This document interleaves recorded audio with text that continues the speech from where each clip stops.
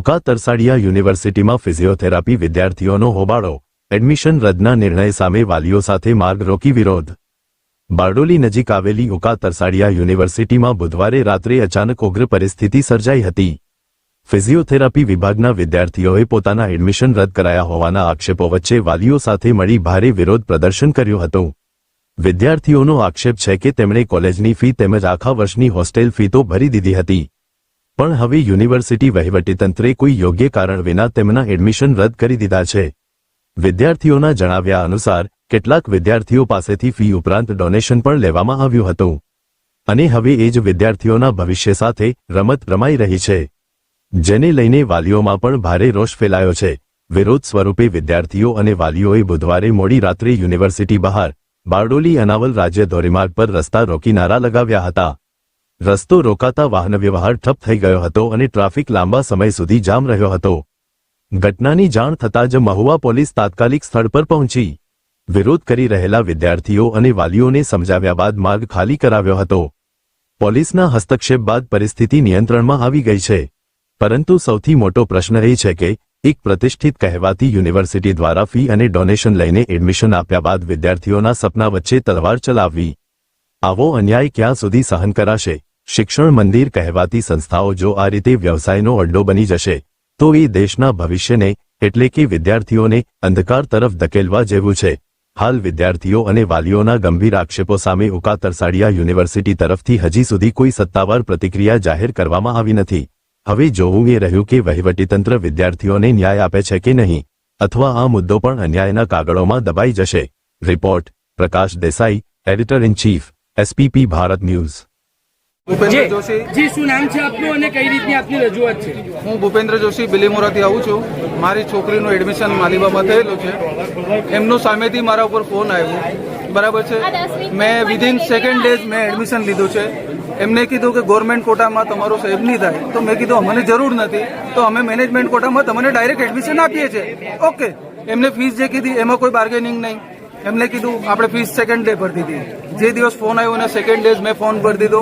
એના વિધિન વીકના અંદર હોસ્ટેલના 75,000 ભરી દીધા અને 65 અહીંયા ભરેલા છે, બરાબર। એડમિશન કન્ફર્મ થઈ ગયો, અમે નિશ્ચિંત થઈ ગયા। બધી કોલેજોમાંથી ફોન આવ્યો, મેં ના પાડી દીધી કે ભાઈ અમારું એડમિશન થઈ ગયું છે, બરાબર। એમને અત્યારે હોસ્ટેલ ચાલુ કર્યું મેનેજમેન્ટમાં, તો ભાઈ અમને ફોન આવ્યો કે 22 તારીખથી તમારું કોલેજ ચાલુ થાય છે, તમે આવીને।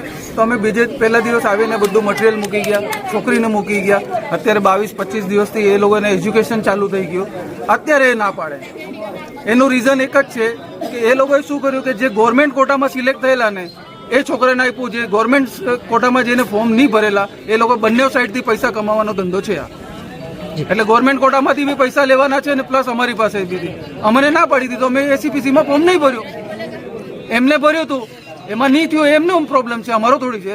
અમને તો ગવર્મેન્ટ કોટાની જરૂર જ નહીં હતી, અમને તો એમના કોટામાંથી આપ્યું હતું ને મારી બેબીનું 6 નંબરનું એડમિશન છે, મારી કન્ફર્મેશન છે। એના પછી ભાવિક સર, આરઝુ મેડમ, આ બધા જોડે મારી વાત છે, એનું ઓન રેકોર્ડ છે મારી પાસે। જે કયા છે તે એમાં એડમિશન લીધું હતું? ફિઝિયોમાં।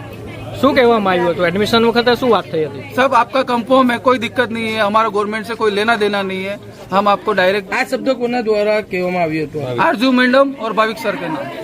અને હાલ આપની માંગ શું છે? અમારે એડમિશન અહીંયા જ જોઈએ। એ બીજો પ્રપોઝલ બીજી કોલેજનો આપે છે, એ અમને એક્સેપ્ટ નથી। અને બીજું વસ્તુ કે જેટલા છોકરા સ્ટાર્ટિંગથી જે એડમિશન થયા હતા એમને રાખો, બાકીના જે એક્સેસ એમની પાસેથી આવ્યા છે 118 ઉપર, એમને તમે પોસ્ટપોન કરો। અત્યાર સુધીમાં આ જે વાત એડમિશનથી લઈને અત્યાર સુધીમાં કેટલા દિવસ થયા છે અને તે દિવસ દરમિયાન કઈ રીતની કાર્યવાહી, કઈ રીતની પ્રોસેસ? કોઈ નથી, બધું પ્રોસેસ એકદમ એઝ ઇટ ઇઝ ચાલતું હતું। છોકરાઓ ભણે છે, 22 તારીખથી કન્ટિન્યુઅસ કોલેજમાં જાય છે। આજે સવારે એમને ઓરિજિનલ ડોક્યુમેન્ટ્સ આપ્યા અને પછી એમ કીધું કે હવે તમારું એડમિશન કેન્સલ થઈ ગયું, એસીપીસીમાં તમારું નામ નથી।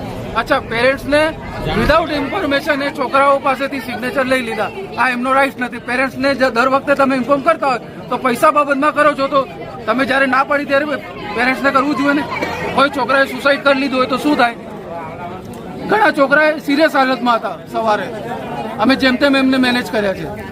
જો એડમિશન કઈ કારણોસર નહીં થાય, તમારી માંગ પૂરી નહીં થાય, તો અગાડી તમે કઈ રીતની કાર્યવાહી? હાઈ લેવલ સુધી જશું।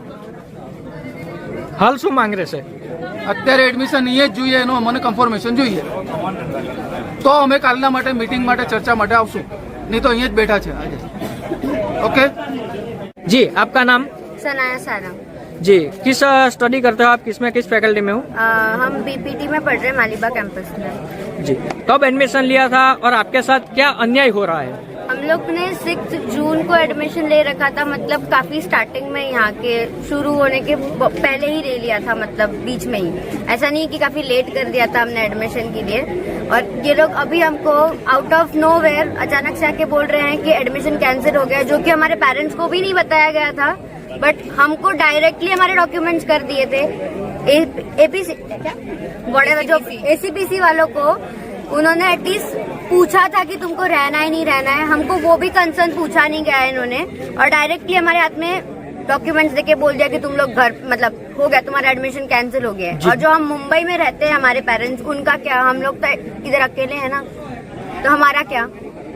जी, डोनेशन लिया था, क्या है उसका? डोनेशन नहीं लिया। हाँ, 60,000 रुपए उन्होंने फीस भरे फर्स्ट थे। सेमेस्टर की पहली कॉल कर करके ले ली थी हमसे, उसके लिए कॉल आया था हमको। जी, क्या आपकी मांग है यहाँ पे अगर दोबारा एडमिशन नहीं होता है तो आप क्या सोचते हैं, आगे क्या करेंगे?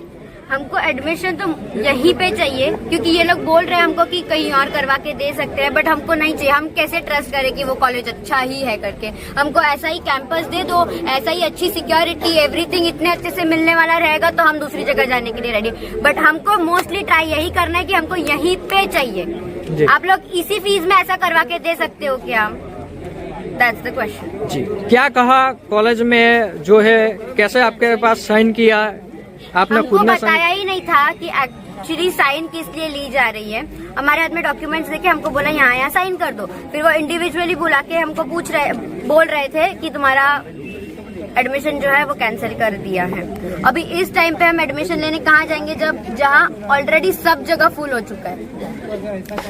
अगर यहाँ पे एडमिशन नहीं मिला तो आपका साल बर्बाद होगा, स्टडी में क्या Obviously, इफेक्ट होगा? और नेक्स्ट ईयर से ये लोग बोल रहे हैं कि तुम लोग नीट में बैठ के फिर से ये करो, तो हम नीट के लिए भी अभी उतना टाइम नहीं बचा है हमारे पास कि वो पूरा करते बैठे स्टडी उसका, क्योंकि ऑलरेडी टाइम निकल चुका है। अभी लोगों के बहुत आगे तक की स्टडी हो चुकी होगी और अभी हम नहीं ये कर सकते। और नेक्स्ट ईयर से बीपीटी के लिए भी नीट लगने वाली है, तो हम क्या करेंगे अभी, जिनका एडमिशन बीच में अभी कहीं नहीं हो रहा है। हमने कॉलेजेस में बात करके देखी, सब जगह एडमिशन फुल हो चुका है इस इशू के वजह से। एडमिशन आपका यहाँ पे नहीं होगा तो आप क्या करेंगे, क्या मांग है आपकी? हमको चाहिए यहाँ पे, हम क्यों कुछ नहीं करेंगे? हमको यहीं पे करना है। वो अभी ये देख ले, इनकी अथॉरिटी देख ले कि इनको कैसे क्या करना है। हमको बाकी कुछ नहीं पता। आपने सिग्नेचर करने पहला पढ़ा था? हमको Direct बताया signature- ही नहीं गया था ना। सिग्नेचर करने पहले आपने कुछ वहाँ पर सिर्फ सिर्फ नाम और सिग्नेचर लेंगे। हाँ। वहाँ पर ऐसा कुछ ऐसा था नहीं जो पढ़ के सिग्नेचर करेंगे। मतलब कोरा पेज था, सिर्फ वहाँ पे डॉक्यूमेंट्स के नेम लिखे हुए थे और सिग्नेचर ले लिया वहाँ पर। અરજી અમારી એ છે કે અમારી સાથે ચીટિંગ થઈ છે અને અમને આજ એનામાં અમને એડમિશન જોઈએ છે અને આ લોકોએ અમારી પાસે એસીબીસી ના ફોર્મ ભરાઈને બી અમારા એડમિશન કેન્સલ કરાવ્યા છે। આ કઈ કોલેજ છે આપની? આ ઉકા તરસાડિયા યુનિવર્સિટી છે અને આપની હાલ માંગ શું છે? હાલ માંગ આ જ છે કે અમને આ જ યુનિવર્સિટીમાં સીટ જોઈએ છે, એ બી ફિઝિયોથેરાપીમાં જ જોઈએ છે, બીજી કોઈ ડિપાર્ટમેન્ટમાં અમારે જવું નથી। આપના દ્વારા ફીસ આપવામાં આવી છે? બધી જ ફીસ આપવામાં આવી છે। આ લોકોએ આખી ફીસ લીધી છે અમારી પાસેથી। હોસ્ટેલની કોઈ ડિપાર્ટમેન્ટની કોઈ ફર્સ્ટ સેમિસ્ટર આખી લીધેલી છે અને એ ફીસ લેવા માટે આ લોકોએ 1 મિનિટનો બી ટાઈમ નહીં આપેલો। હાલ શું કેવું છે મેનેજમેન્ટ? હાલ મેનેજમેન્ટ ખાલી જે એસીબીસીના લોકો છે એ લોકોને જ આ લોકો મૂકે છે 118 સીટની। આ લોકોને પહેલાથી ખબર હોય તો બી અમે એડમિશન લેવા ગયા ત્યારે અમને એવું કીધું નથી। અને હાલ પણ મેનેજમેન્ટને આપના દ્વારા સીટ માંગવામાં આવી તો મેનેજમેન્ટના કોઈ સોલ્યુશન નથી એ લોકો પાસે। એ લોકો ડાયરેક્ટ એવું કહે છે કે અમને તમે બીજા કોલેજમાં ટ્રાન્સફર કરીએ, પણ અમારે બીજા એનામાં જવું નથી। કેટલું ભણતર આપનું થઈ ચૂક્યું છે? કેટલા મહિના? ભણતર ઓલરેડી ફર્સ્ટ સેમિસ્ટરનું અડધું તો પતી જ ગયેલું છે, કેમ કે 22 તારીખથી કોલેજ ચાલુ થઈ ગયેલી છે અમારી।